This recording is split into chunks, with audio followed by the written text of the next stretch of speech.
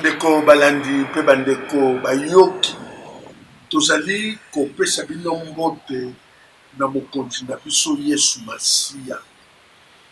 Bien-aimé, nayebi ete bozali ebele bosepelaka na émission oyo, bozali ebele oyo bopesaka biso pe basuggestion na baconseil na koyeba koreproche biso, ezali bacritique constructive.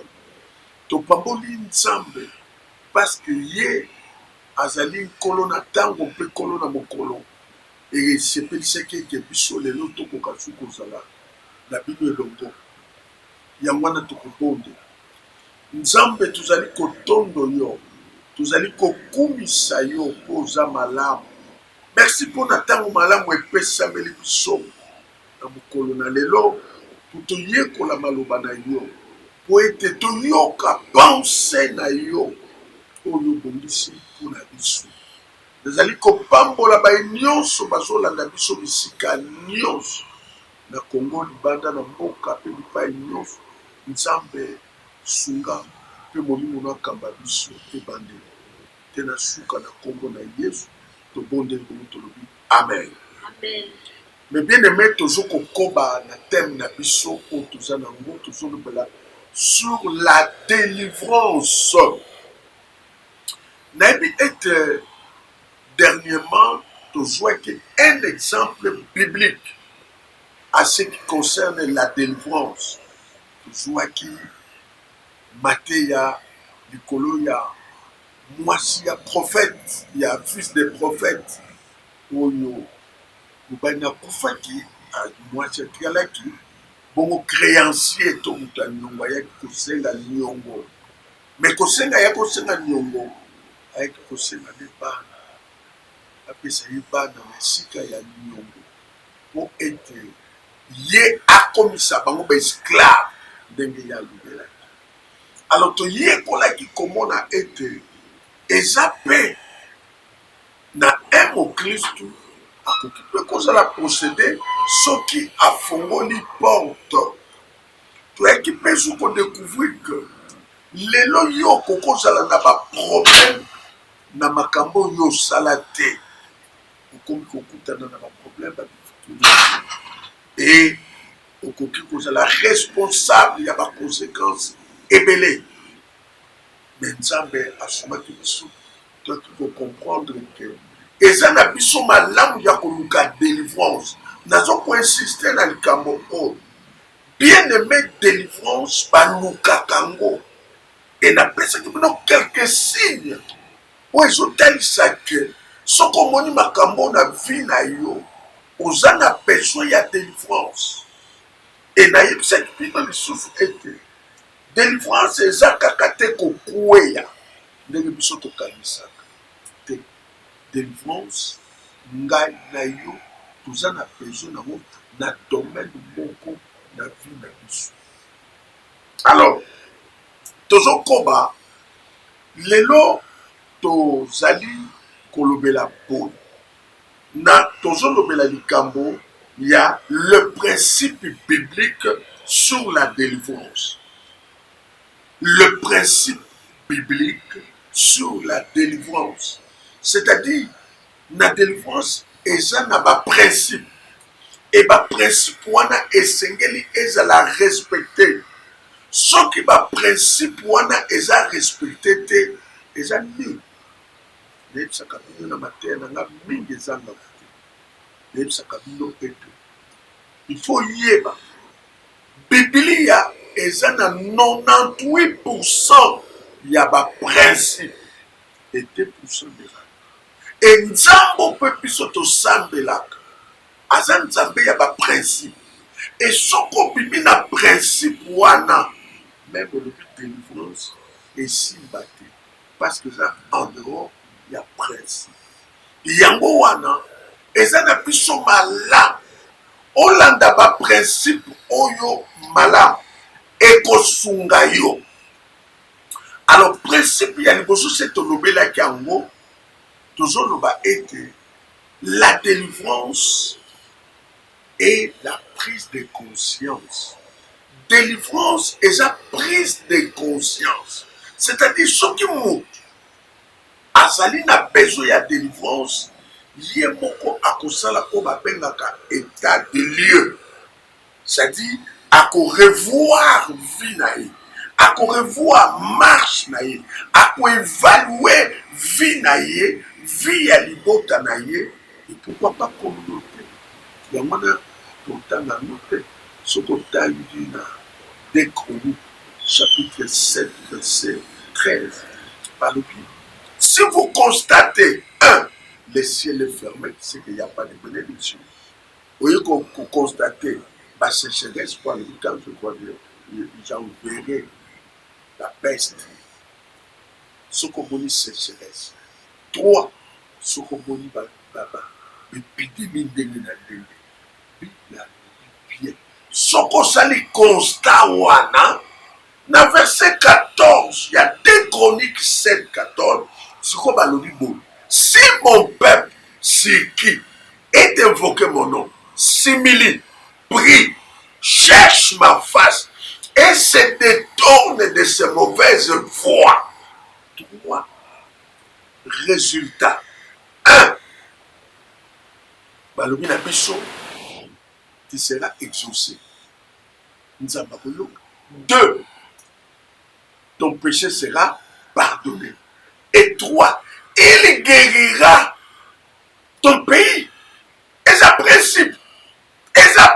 Pour que les calibanda n'angote. Yangwana et sa malam. Yango évaluer vie na yo. Au wuti wa. Au komi wa. Dans 2 ans, dans 3 ans, nakoma nan. Gana geketaka mi. Na bonane. Les pneus sont pas bonane. Mboula yasika. Est-ce que on évalue mboula o esili? Quels sont les objectifs au Nutiaki? Est-ce que Ezalaki atteint? Dans ce souvenir. Et quand on a pris sur les chrétiens et les amis, nous prions beaucoup. Et laissez-moi vous dire, nous prions même en désordre. Mais toujours c'est là le résultat. Il y a un seconde. Toujours ça, mais le résultat, c'est que les principes ne sont pas respectés. Donc, la délivrance, c'est une prise de conscience. Il faut qu'on ait conscience. Mais ne me n'allez pas le bassin le beaucoup awa. Oui, ce que vous voyez, à lui, n'ayez qu'on ait délivrance, n'ayez pas délivrer un gars. Il faut que le processus de délivrance, nous, il va dans l'enseignement. Après l'enseignement, on est qui n'a kirda. Après kirda, on est qui n'a délivrance. Bonne année. Parce que ils ont même mamoutou à réfléchir. Enseignement zozoa ezo kozongisa ye na bomoi na ye ayebe sikani na bebiseke sikani na poyaki. Donc ça c'est un principal bosso, la prise de conscience. Principe yami balé. La délivrance est un processus. La délivrance est un processus. C'est-à-dire nga lelo na koleka na délivrance basambeli ponanga.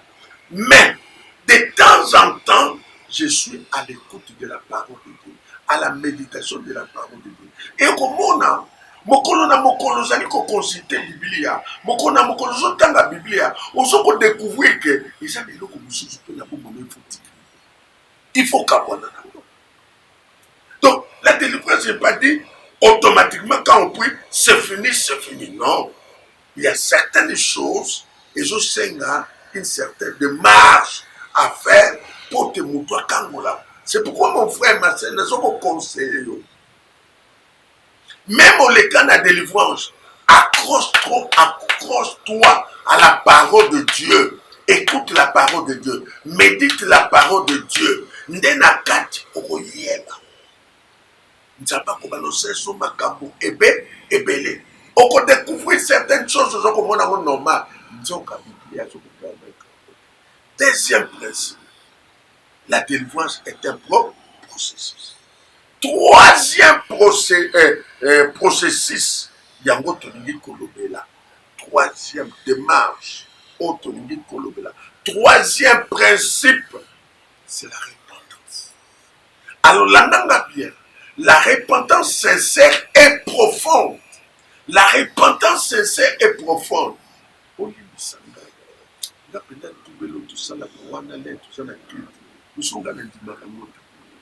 expliquer mon la confession? Mais la confession, motema ezolela te. La confession, il n'est pas concentré. Vous voyez, je connais bien aimé ça malade. On louka délivrance. Et ça malade. On l'a enseignement, il y a délivrance. Parce que tu découvrir la délivrance est bien biblique. Alors, dans le pays, la délivrance, et qu'on appuie sur l'élo, la délivrance, c'est la repentance sincère et profonde. Tellement que les beaucoup de temps. Luc chapitre 15, verset 11 à 24. Et ça, vraiment, il y a tout le temps. Il y a tout le temps. Parce que, et ça, on me met pourquoi, pasteur? Il n'y a pas ça. Et ça, les solos, il y a moins de bunga. Mwanana, azaki patata na ye.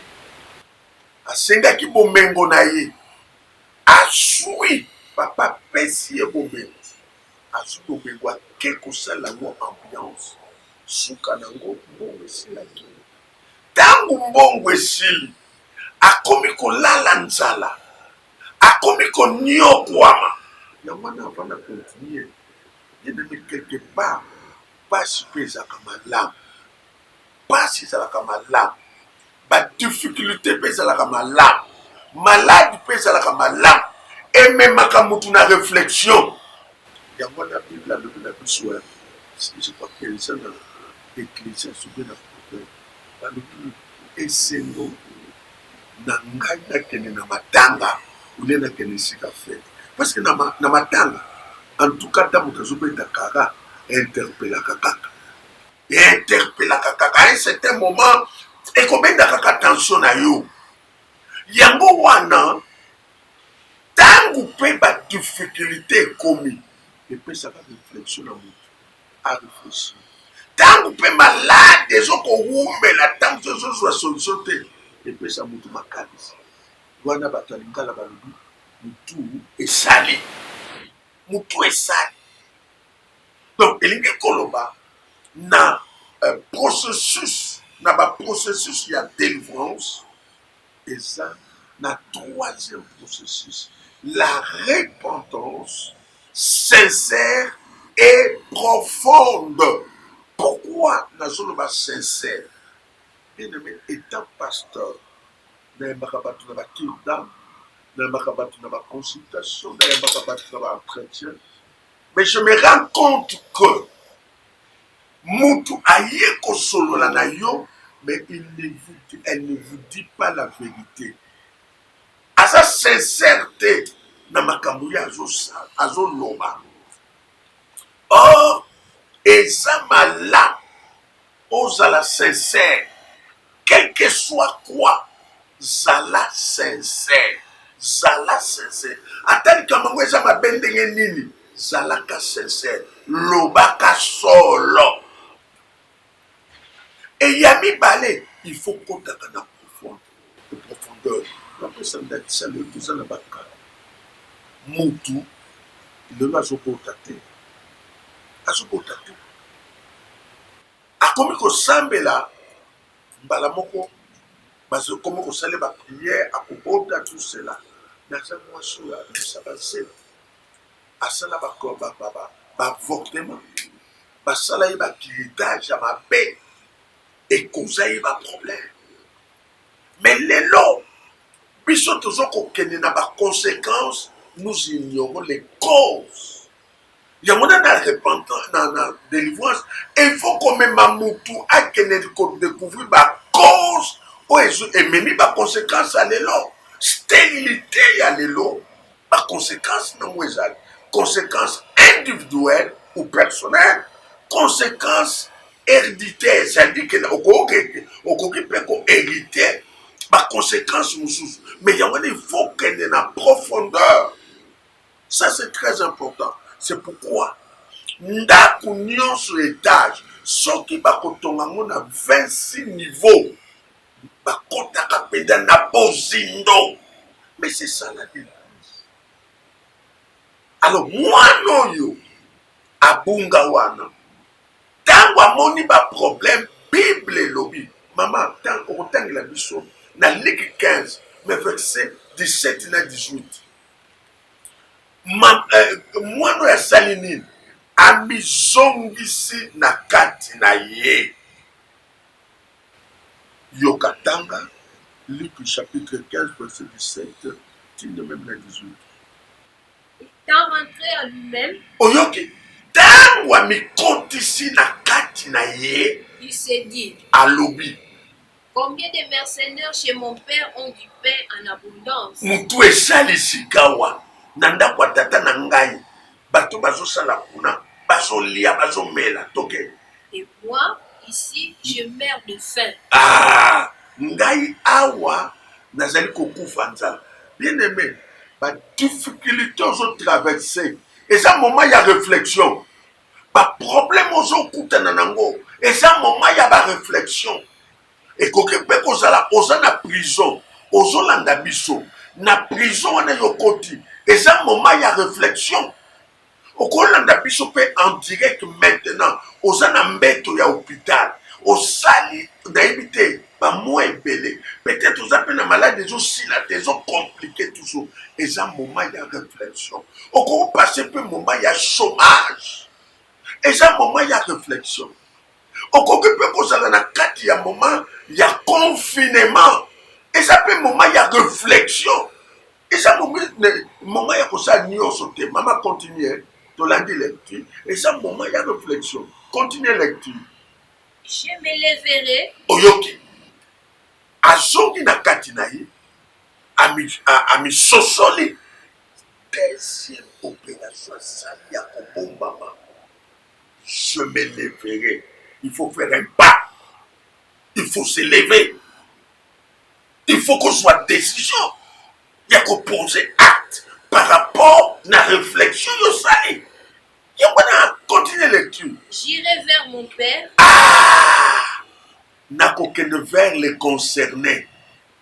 Awa premier concerné, c'est Dieu. Premier concerné, la repentance, tant toujours ça là, notre premier concerné, c'est Dieu. Et deuxième concerné, ton frère ou ta soeur, parce que nous vivons dans la communauté, tout ça n'a pas, tout ça n'a pas de. Alors il faut n'attendre la paix. Ce qui n'a offensé qui ne connaît, ce qui n'a offensé qui ne connaît, là c'est bon, là nous devons aller. C'est pourquoi pourquoi s'il y a croix, s'il y a croix la communion est la relation d'abord perpendiculaire, l'homme et son Dieu. Horizontale, l'homme et son frère. Ça c'est très important. Ngai lelo na offensé sœur na biso kati. Au lieu na senga ye pardon, nga na ye banza. Non, akozongisa nga na pene pardon. Yango na Bible lobi, soki ozali ko présenter offrande, ososoli ke oza na likambo na moninga, balobi tika nanu libonza, kende komona ndeko oyokana na ye. Et ça c'est très important. Lecteur esili maman. Je lui dirai, mon père. Je me lèverai. D'abord, ajoute conscience. Deuxièmement, je me lèverai. Troisièmement, parler. Nakolobanaye. Reprends encore là. Et je lui dirai, Nakolobanaye. Lobé les vérités. mon père, Tata nangai. j'ai péché contre le ciel et contre toi. Tatelemo. Nasumuki. Nalikolo. Penaye. Okoki ko interpréter. Place de l'ennemi. Or, ce qui total, mwana abebisaki batata. Siko ciel eye kosala nini? Ciel eye kosala nini? Likolo eye kosala nini? Et nous le savons. Toutefois que nous péchons, le ciel est fermé. Dans le sous likolo et kantana. Or, Osée 2, 23, le béni. Dieu bénit les ciels bénit la terre, et la terre nous bénit. Donc, quand nous péchons, les ciels est fermé. Il y a un an d'après ce que nous avons dit, ça dans 2 Chroniques 7, 13. Quand je fermerai les ciels, quand nous péchons, les ciels est fermé. Et moi, dans la révélation, oh, mais non, je pense que, et ça n'a plus son madame, tout joie. Le lengue à moi, non. Il faut tout joie. Et ça, c'est un exemple à suivre. C'est un exemple à suivre. Il y a que joie, comme attitude, il y a moi, n'a pas. Bien aimé, il n'y a pas de il n'y a pas de